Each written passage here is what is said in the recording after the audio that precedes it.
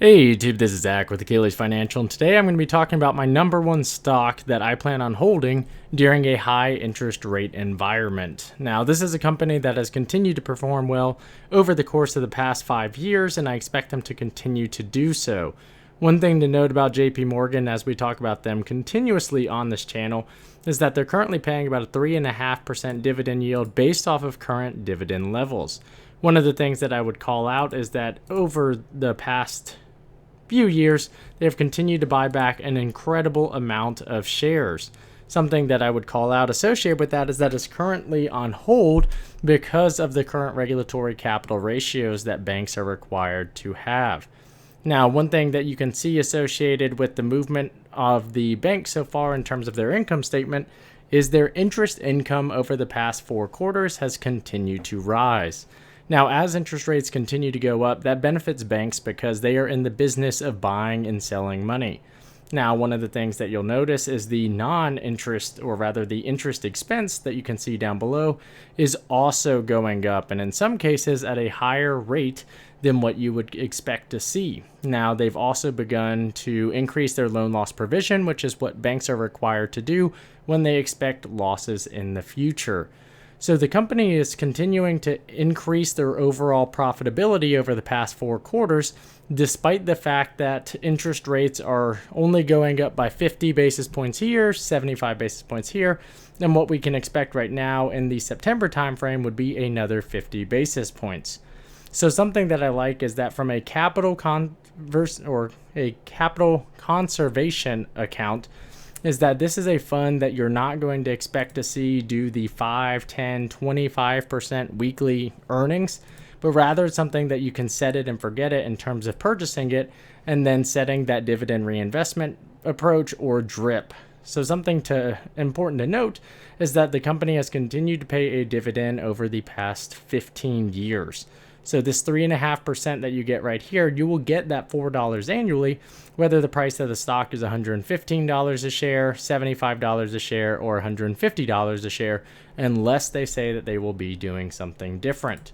If we're looking at the charts right here, it's important to note that the past few years have been incredibly volatile. I have it set on a 20-year because the last time that we saw a recessionary environment, the stock did drop down to under $30 a share from current levels. However, you can still see that they paid a 38-cent dividend on those levels, immediately followed by a 5-cent dividend, 5 cents, before they started to climb as their regulatory ratios began to increase. So once those returned, if you held over the same time period, if you were reinvesting those dividends, you would be sitting on a very nice cash cow because it's going to continue to pay you every 3 months. So this is what I'm going to be watching on a go-forward basis. This is one of my 2022 stocks, and as you can see for this calendar year, it has been struggling. But that being said, we've still been collecting those dividends, which puts us in a strong position. The one concern that I have on a go-forward basis associated with the bank stocks in general is going to be those loan losses. So as you can see right now, because we're increasing those loan loss provisions, that is going to affect income. However, we haven't really seen those increases in losses occur at this point in time. The non-interest expense has increased, but that I would attribute more so to the fact that the company is continuing to evolve in a digital fashion. And you can see that in terms of the labor expenses, in terms of who they're hiring and not hiring, as well as you saw depreciation actually drop during this period of time. So you're not actually seeing a ton of movement outside of labor, which leads me to believe that we're not seeing a lot of loans go bad at this point in time.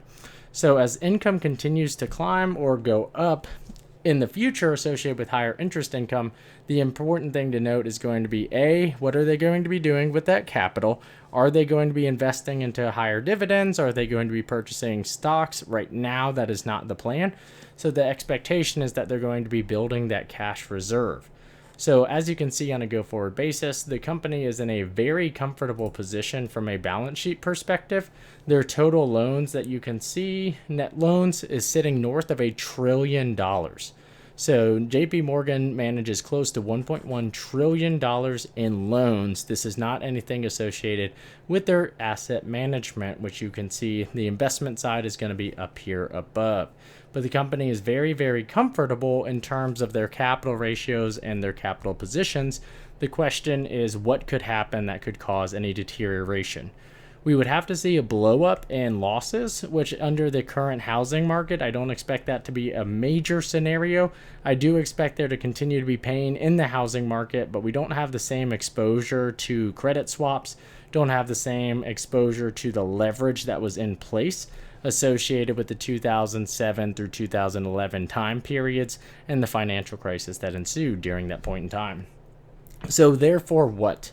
The thing that I like about JP Morgan is they're currently led by Jamie Dimon, who I do think there is an element of key man risk there, but the man continues to perform well year after year, and he's a very well-known name, and he's someone that from a macroeconomic perspective, people come to him for opinions. The other thing that I would highlight is this is a very heavily weighted fund in terms of being held by institutions. As such, they continue to perform very well in sell-offs because that means institutional investors continue to buy them up because it is a safe haven type of fund.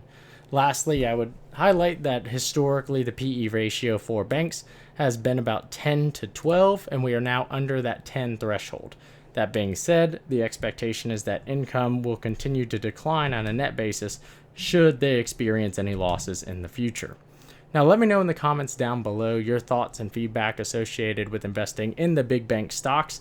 I do know there are a lot of fintech individuals who thinks that banks are going to continue to be under pressure in that field. However, bank stocks have performed much better than most of the fintech markets since the past 12 to 18 months. So let me know in the comment section down below, and if you find this video helpful, please leave a like and subscribe. Thanks. Talk to you later.